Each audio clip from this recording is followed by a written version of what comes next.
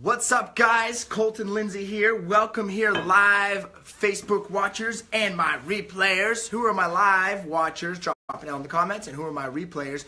Drop it down in the comments. What we're going to do is we're going to have a good friend of mine through the Facebook social media. His name is Felix. Going to have him come on today. And we're going to talk exactly what took him from 2004 to 2000, almost 18, to go from a single agent selling hundreds of homes to owning his own franchise to becoming a gigantic leader in the real estate industry. So he just popped on. I'm going to add him to the stream. Adam, let me try again. I don't know if it worked. It says he's adding right here. I'm going to send it again.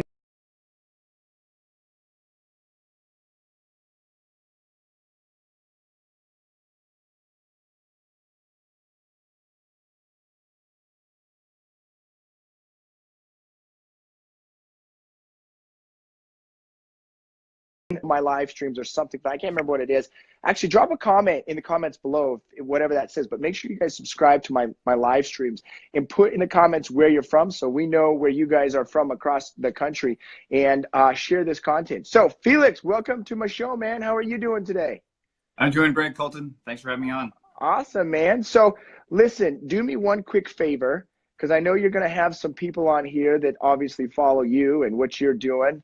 Will you ask them and invite your followers just to share this stream so we can get out to as many cool people as possible?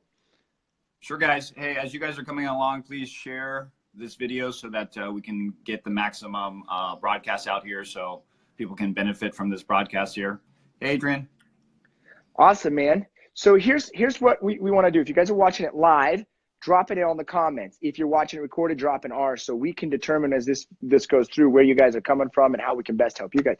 So the first 90 seconds, give us the Reader's Digest version of how you got to where you're at with your business today. So go ahead, my man.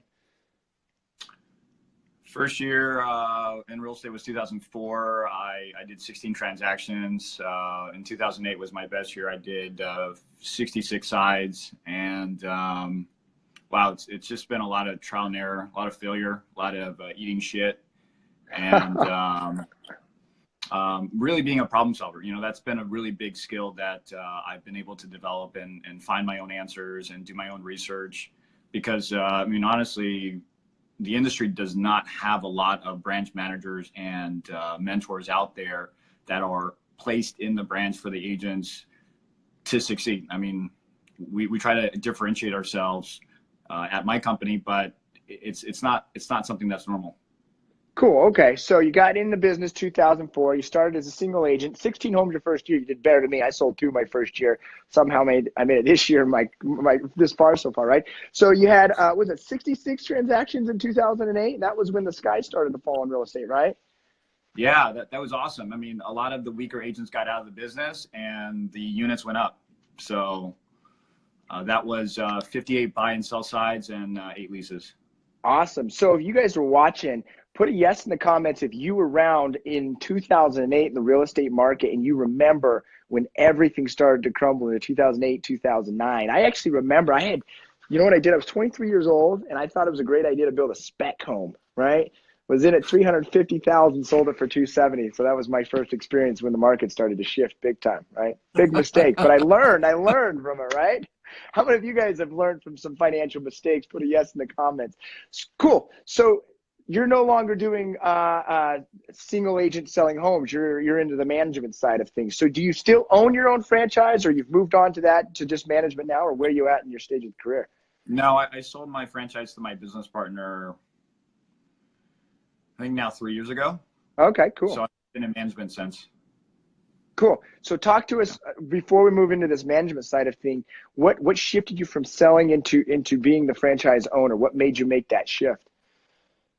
I honestly didn't want to, and I would not recommend it for most people. Tell us about that. I think people don't realize, you know, how much you have to scale a franchise or a real estate company to be profitable.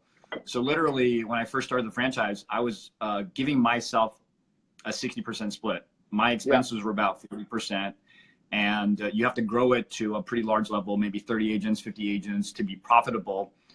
And I didn't do the numbers enough to know that. I jumped in because there was an agent locally here that owned a couple franchises, and he specialized in short sales. I specialize in short sales, and we just figured combine our efforts. Cool. Awesome. So you were specializing in short sales at the time. How many of you guys have dealt with some short sales before? Give me some thumbs up on that. I remember for a while there, probably over 50% of my business were short sales, right? We'd get a deal today and get paid 9 months from now is how it was back then, right? Yeah. So why not? Because of the overhead and the cost and how much you have to scale it with the profit margins inside of the franchise? Is that why we wouldn't recommend it? Yeah, totally. I mean, there's 100% shops right now that carry the liability for you. So you just pay E&O and you pay either a monthly or a per transaction fee. You know, that's the model at Realty One. There's also HomeSmart. There's so many out there. So, I mean, if I were to step down from management, I wouldn't go back and own my own company personally. Just my personal opinion, I would just go to a 100% company and start a team.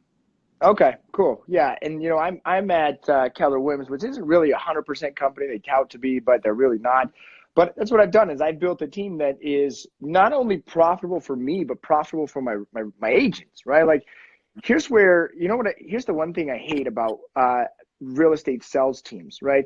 Is the leader tends to be almost sometimes parasitical off of the people on the team, and it's got to be not only a win-win type of thing, but it's got to be a service oriented. The leader of the team has to come about this is I work for these guys. How can I help these guys become more profitable, have a better life, have a more fulfilled life, right?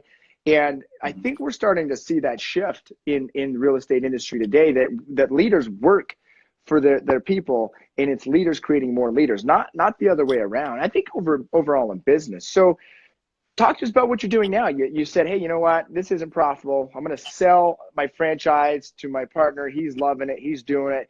And now what is it you're doing, and how long you've been doing it? I've been at 2 major companies in management. My role right now is to recruit agents, to mentor them, and I give a lot of classes. So most of my day is fixing transactional problems, compliance and legal, and training. Okay, so you're the guy going to the people that they're just not quite sure what to do. So are you extremely patient or crazy? Which one is it? I think you've got to be a little bit crazy to be in management. Yeah, you've got to have a lot of patience. But you know, I'm just myself, so I normally keep my cool pretty well. Okay, cool. So let's talk about that. What? And if you guys are hopping on, I know Colleen just hopped on, John Plant, Dell. If you guys are hopping on, drop an L in the comments if you're live. If you're watching this recorded because you're watching the replay on this, I know 90% of you are going to watch the replay, put an R in the comments as well. Do you know any of these guys hopping on? Do you know Dylan Burnett, David Howard? Dylan's one of my mastermind partners. Joe, John, Blaine is actually our broker here. Thanks for being on, guys.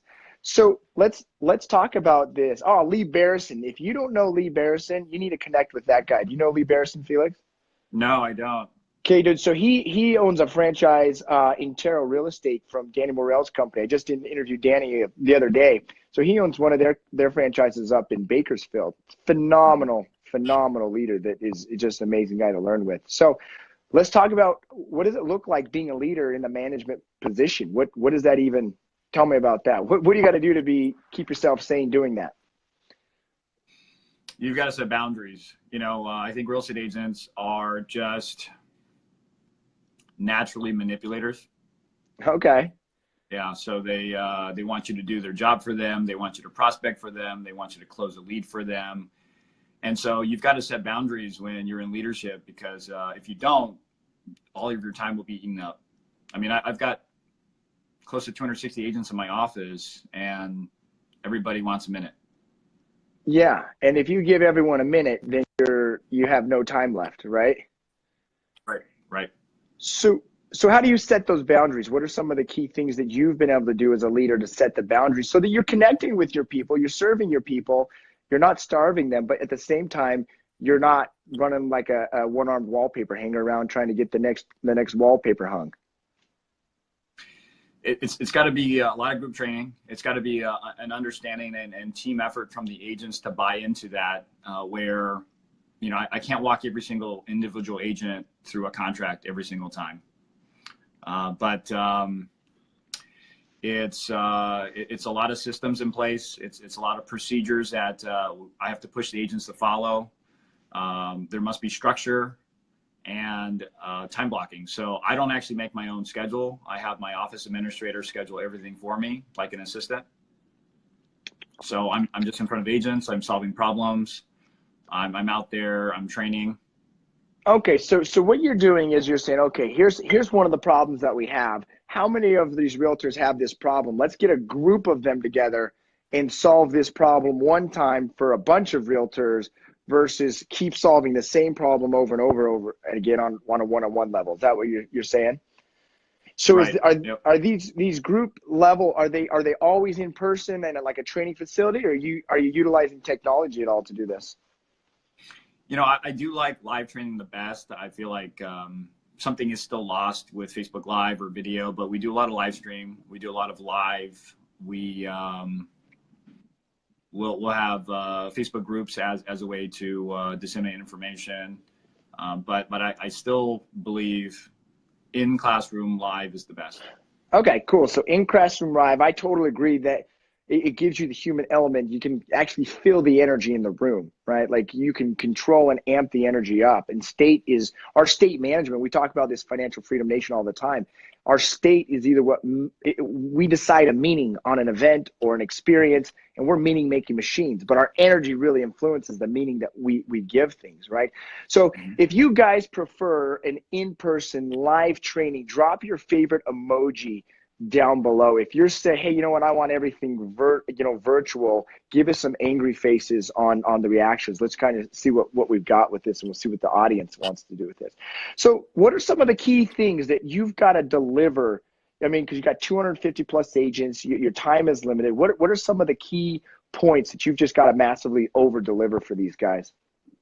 I think it's action, you know, taking massive action, going out there and actually doing the work.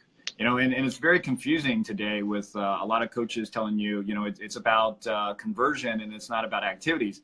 But what I normally see is I think most agents are actually lazy. And so I push activity and I push habits first, and then we push conversion. So it's a progress and a transition from getting the habits so you have enough at-bats, and then we focus on how many hits you're actually getting. Okay, so massive action. That's one of the things I've talked about for years now. Great leaders talk about massive action. And here's what I've realized. Tell me if you see it differently, is oftentimes an agent, they're going to be kind of doing this thing that they think is working and it's really not producing results. And then sooner or later, they're going to start to get dissatisfied with the results, and they're going to hit a threshold. And when they hit that threshold, they have an aha, like a light bulb goes off, and they say, you know what, this isn't working. Maybe I can do it this way. But here's where it turns from being able to shift and create a result or not, is once they get that aha, like I got to get on the phone and talk to some leads, right? If you don't act, you don't make the shift. How often do you see agents just stuck in pain of something that's not working, get right up to the edge of the fire and know they need to take a new action step, but then they pull back? How often is that happening as you see that as a leader in today's industry?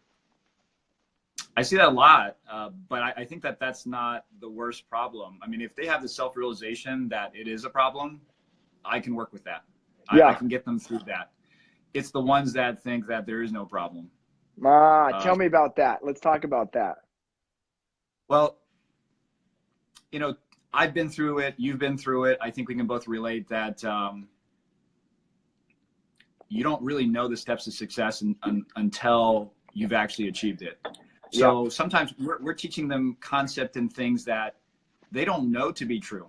They don't know if it's going to work. They're trusting us as leaders, and it's just on blind faith. And there's a window, there's an expiration date for their belief. And usually it's about 60 to 90 days. And we've got to give them some results in that time frame, or they're going to fall off the cliff.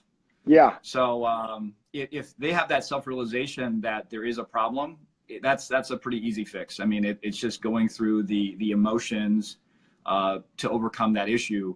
But if they don't know there's a problem, that's wow, that's not someone I can really hone right now. They've got to do some personal development. They've got to find out about themselves. And you know, when I started in this business, You know, let's say you had a coaching program. Yeah. I would try it out for 30 days and I would say, Colton, I don't think your stuff works.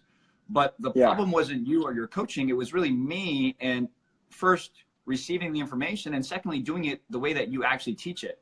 You know, I think a lot of agents cherry pick what they want to do and what they don't want to do as far as a coaching program or as far as a class, and that's where they fail.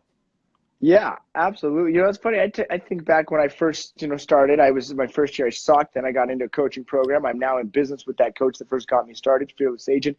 And it's funny because I remember once it clicked for me. I mean, I had my scripts laminated. I was reading them in the shower, right? Like I was obsessed with it. I was getting out of bed at 4:30 in the morning and spending 2 hours writing my scripts out, doing the presentation in my head. I'd go on the presentation, I'd mess it up completely, and I'd correct and continue, right? And it's funny because I'll see some younger guys now get in a business and like, dude, I've been making calls for 3 weeks, nothing's happening. What am I doing wrong?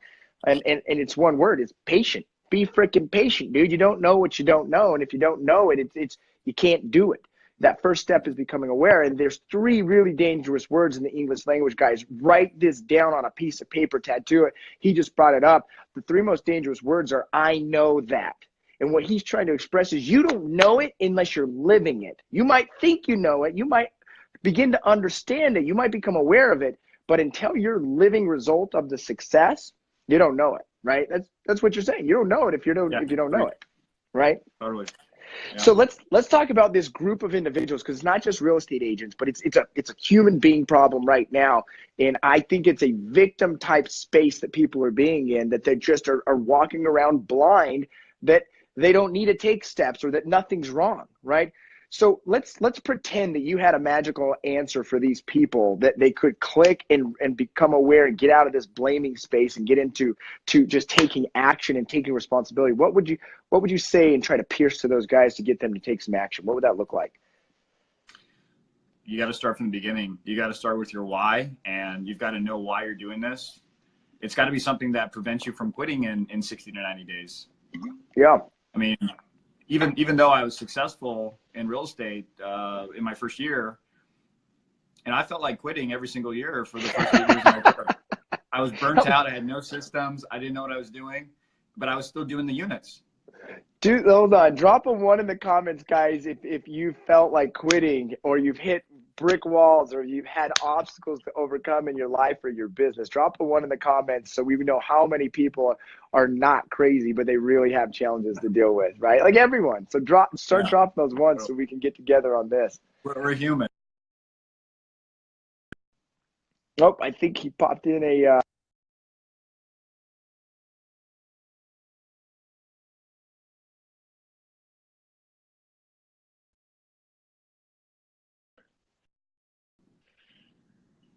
I missed you for a second there. Oh, that's all right. Someone just called in on my phone for a second. So we're good here. So yeah, so we hit these walls. So what I've identified, and you've probably noticed this, there's really 2 types of people. There's those that you can be intense with, and then there's those you got to be soft with, right? Well, I'm a really intense person. Mm-hmm.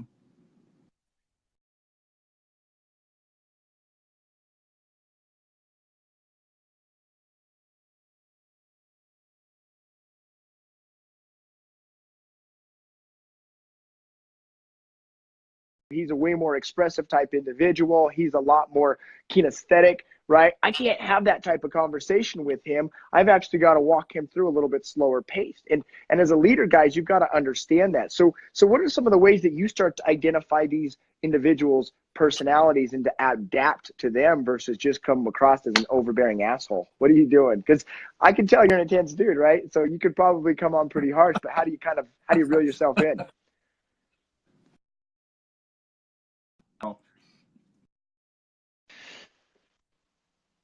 I think you hit the nail on the head. You know, I identify their personality type, and I identify their strengths and their weaknesses, and I try to talk to them in their language. So if they're analytical, you know, I try to over-explain things, but I also try to push them through over-analyzing a problem or situation when we're helping to solve it. Oh, go ahead. Sorry, go ahead. Finish up. Oh, just, you know, if they're a driver, then it's got to be some kind of competition. And if they're amiable, then, you know, I've got to talk about their family and their why and how they're going to save the world and help so many people. So it's different for every single personality type, but you know, you speak the wrong language to the wrong person, and you're not getting through. Yeah. Hey, and guys, take this from me. If it's the same thing with your wife or your relationship as well, if you come across as an intense motherfucker and she needs the nice, soft, amiable approach and the comforting, you're going to mess it up, right? So take some lessons here from that as well. Lee Barrison said, massive action creates massive results. Utilize the 90-day cycle. One of the things that we do, and I'm glad he brought this up, is every 30 days, me and my team, we're setting new 90-day targets, right? So we're always looking for 90 days ahead to move forward. And fear is no less than just being afraid and having more faith in evil than in God. The quickest way to crush fear is through massive action. So how do you flick them to get them into action? How do you kick them in the ass nicely to get them into the action mode? When I'm in training mode, I'm that intense driver. I'm that high D when I'm training, but on one-on-one basis, I'm a little softer. When you have to kick someone in action, it's reminding them of their why, reminding them that they've got to work every day. You're the accountability partner for them. And really, a lot of the agents don't want to think about what they need to do on a daily basis. So I'm giving them daily or weekly homework just so they don't have to think about it. Yeah, yeah. When we look at the whole thing, you got to break it down into the next most important step. And what makes a great leader are great questions. What are some of the great questions you're asking them to trigger them into action? Why do you need to go find a deal today? You know, what's that do for you? You know, why aren't you? What's preventing you from going out there and door knocking or cold calling or calling your sphere of influence or doing an open house this week? What excuses are you telling yourself that's preventing you from reaching your potential? So that's just to start the conversation, right? And then from there, what you do is you take them from the negative to the positive. Is that what you're trying to do with them? I want them to be aware of where they are and where they want to go, and I want to make sure that they're matching the activities to their goals. So okay, it's just a fair assessment. I'm not there to bash them. I don't want to bash anybody. You know, I think I think realists are labeled as negative people, but I'm a realist that has really high goals, and normally I reach my goals. So I think that's a misconception. The total optimist, you don't have to be a total optimist about everything. I'm a realist, so I like them to identify where they're at. Yeah. And then we make sure that we put enough activities and action into place where they'll get to their next level, their next goal. Yeah, absolutely. Hey, Mike just popped on, the man, the myth, the legend, Felix. You obviously got some fans out there. So guys, hey, if you guys are new to my streams or if you haven't already, there should be a little button in one of the corners, I can't remember, where you can actually push, like it says like stay on my streams or get updated when they're coming on. I think it says like, do you even know what it says? I think it says notify or something like that, right? Make sure you click follow. Make sure you click follow, because I'm bringing in more awesome people like this all the time. I had Danny Morell the other day. I had Bob Leffler the other day. I've had Lee Barrison on before. I've had Brian Casella. Like, I've brought some really cool people on here. So stay in tune with that. So let's fast forward. Where are we going? What's future? What's 2018 looking like for Felix? What's your goal? And what do you want to do? I know you're always talking about what you want to help your agents do, but what does Felix want to create? You know, I just want to have fulfillment, and I think fulfillment is helping a lot of people. So when I think about what I'm going to be doing in 2018, it's about how can I impact more people? How can I help more people? Is this scalable? You know, how large can my office grow?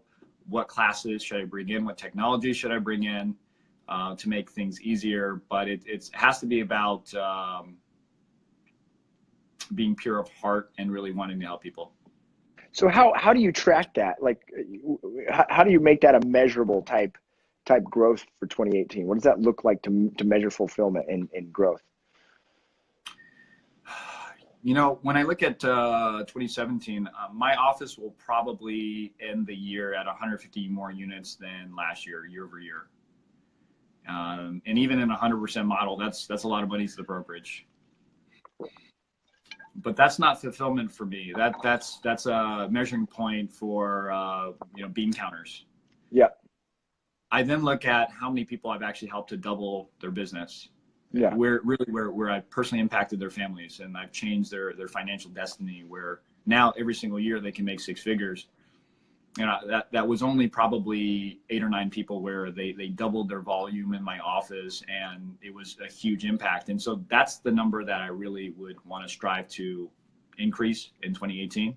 Even though all the units of the office went up, so what if I helped Colton do 1 more transaction or 2 more transactions? Does that really help your financial outcome? Not really. Yeah. But if I double or triple your income, it does. So that's really my driving force, and that's what I'm going to focus on in 2018. How can I do that? Awesome. So how many of you guys would love to double or triple your income? Write a yes in the comments below if you'd like that type of leader in your life. We got Mauricio raising his hand up already. Give me some thumbs up for that. You know, it's funny, this whole thing on fulfillment, right? And you probably got stuck in this early on in my career. I was all about the science of success, right? Like I wanted to go in, I want to make some fucking money. Like we did not get into real estate to just be average. True or true, right, guys? Put a true in the comments below if we got in to make some money, to create a lifestyle, to do the shit we want to do in our lives, right? And it's so funny because I had my values based on such that they drove me to do that. I've created an amazing business. And it's funny, but I realized my top 3 values. Number 1 is commitment. Do what I say I'm going to do, sometimes more, but never less. Number 2 was hustle, right? How many of you guys heard the word hustle before? Give me some thumbs up. Mr. Grant Cardone talks about this. But my definition of hustle was every moment I'm awake, produce results. And then my third value was success. My definition of success was to produce more results. It drove me to some success, but it completely negated fulfillment that Felix is talking about. And you think about it, if I have to produce results every moment I'm awake, I'm fucking running batshit crazy all the time, right? I'm always boom, boom, boom, boom. So I recently reshifted my values. Number 1, healthy and vital, right? Like my body is the vehicle to create that. So anytime I make my body feel good, I exercise, I drink green drink, I drink water, right? My number 2 is love, warmth, and compassion. This has been huge for me because God has graced me with 2 little baby girls. I got a 5-year-old daughter and a 2-year-old daughter. My intense energy doesn't always work with them, Felix. I don't know if you know this or not. Like I gotta deliver the love a little bit. I gotta soften it up. And then my third is appreciation and connection, right? And I think you've probably noticed this. You talk about training inside of the training room versus just online. People are looking in their outside sources, including social media, to get their connection, and you're never going to find it on the outside space. So it sounds like you've kind of gone through that transition over the last 13 years in your career of straight hustle mode to more, okay, now it's like, let's find the love here versus just to fucking grind away every single day. And what's your take on that? And what do you think about all these organizations that are all about hustle 25 hours a day, 8 days a week? Let's hear about that. I don't mind that. I mean, I love more activity. Yeah, I don't mind that. But the hustle needs to be relationship-based hustling. I mean, when I first started this business, it was about the deals, about sales. Exactly, I can relate to what you're saying because I was working 70, 80 hours a week, so I expected to do more volume, more units than the next person next to me. I just outworked them. Yeah. I think people actually do lack the hustle, you know? Yeah.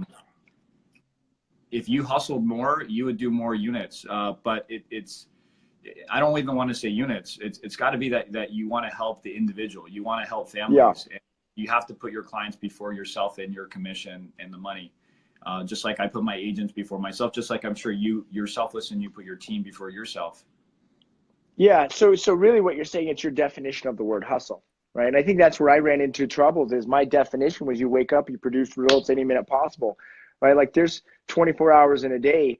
There's probably some times I'm not going to produce a result, right? Yet, so I'm holding myself to the standard that's almost impossible. It is impossible to meet. So what you're looking at is, okay, what if you shift this definition of hustle to how do I go connect to more people, right? Which brings in appreciation and connection. How do I go look at this individual and say, okay, here's what they want to achieve. Here's what they want to create.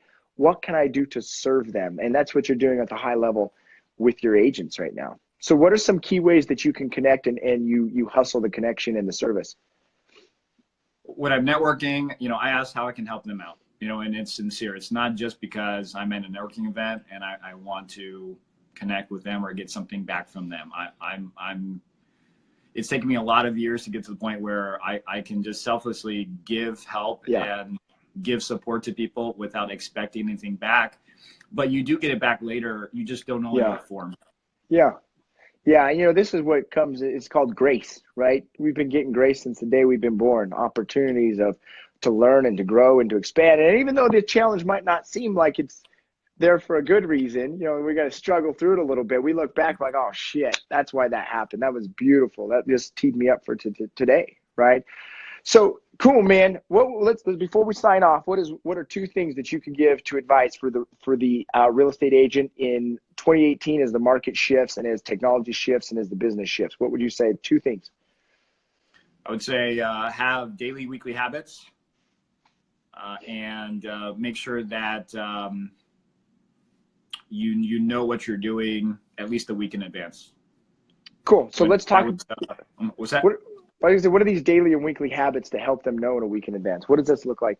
So I'll give you some secrets that I normally just tell my office. So one thing that's working very well is private messages on Facebook, you know, to consumers.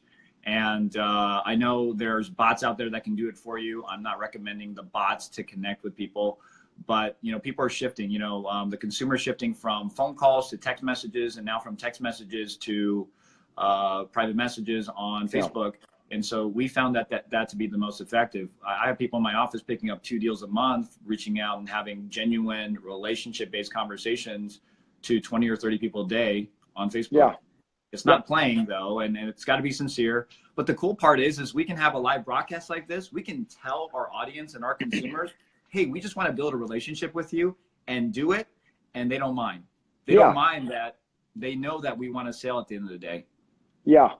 So one of the things that we use is the voice message through Messenger, right? We'll just hold it, record it, a 60-second message, just reaching out to people. You can do that through iPhones. We'll do 30-second video text message to a new person that we're trying. The whole thing is about building that relationship. And here's what's interesting.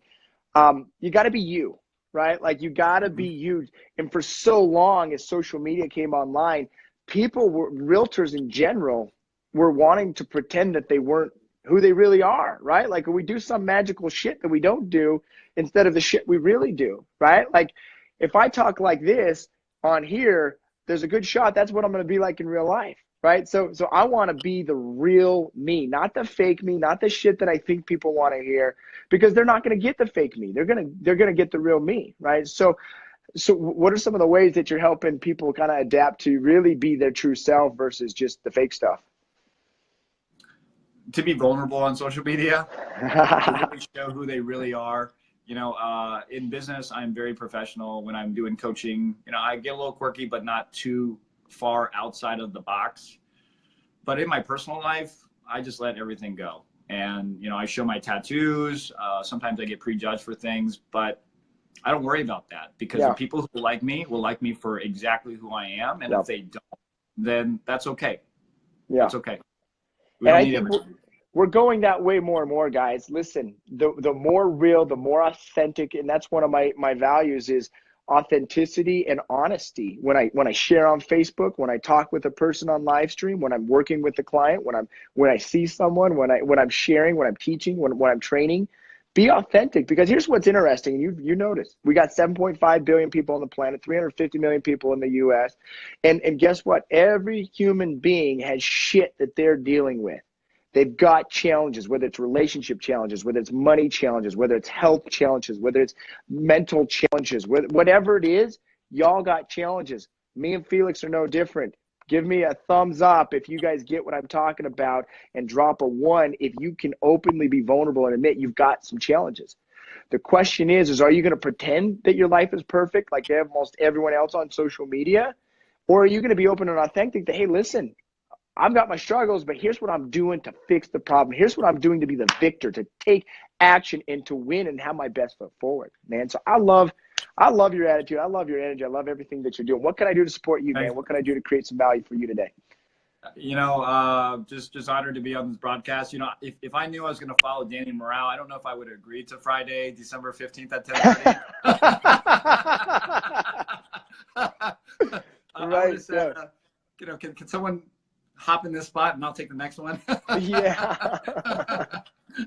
That's funny. Yeah, he's such a good dude. I had a great interview with him.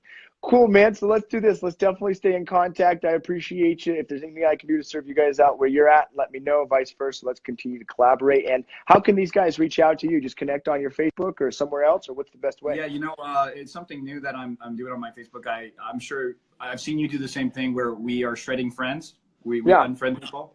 Yep. So version 2.0 for 2018 is actually that I'm going to max out on this page, and then I'm just going to produce another page and tag myself as I've seen other people do, and it's become successful. So this page will probably be primarily for personal friends where I'll share more, but I'll also have other pages where I tag people and also for referrals across the country. So I may tag 5 Felix Hungs in the future and have an influence of 25,000 when I go live. So that's awesome. That's something that I'm shifting to right now. Cool. Awesome, man. I love that. I think one of the reasons, just so you guys understand why there's shedding happening in social media, is because we want to engage with big thinkers. We don't want to deal with the little bitches, right? Like I'm just being honest, right? Like we live in such a, write this down, guys. Powerlessness has become the new power in our society. And the fact that people are playing as victims, they're playing their lower selves, they're manipulating those that are taking power, and that they're taking action, and they're looking to have responsibility in their life. The shit's got to stop. I'm kicking those bitches out of my life. And it sounds like this is the reality of it. Bitching is not a skill. People think that if you bitch enough and you get your own way, it's a skill. No, it's not. No, there's a difference between bitching and negotiating. This is where, and where the victim mentality of the bitching comes from. It comes from parenting, right? Because, and I've noticed this with my little girls, and I've got to stop them, because if they don't get something that they want, what's the first thing they start doing? They start whining. They start crying about it. And I was like, hey, listen, we can be the victim or we can be the victor. What do you want to choose? And quickly, like, oh, we want to be the victor. I'm like, okay, does the victor cry, or do they get up, and do they do it politely and nice? But the challenge is a little 3-year-old is so freaking cute, and when she's crying, you want to just cave into it. But the shit's got to stop. It's enough of the victim mentality. So if you guys agree, drop a yes in the comments. Felix, one last word before we go to empower these guys. What is it? Take action. Take action. You heard it there. Thanks, my man. We'll see you later. Thanks for being on. Thanks. Later. See ya.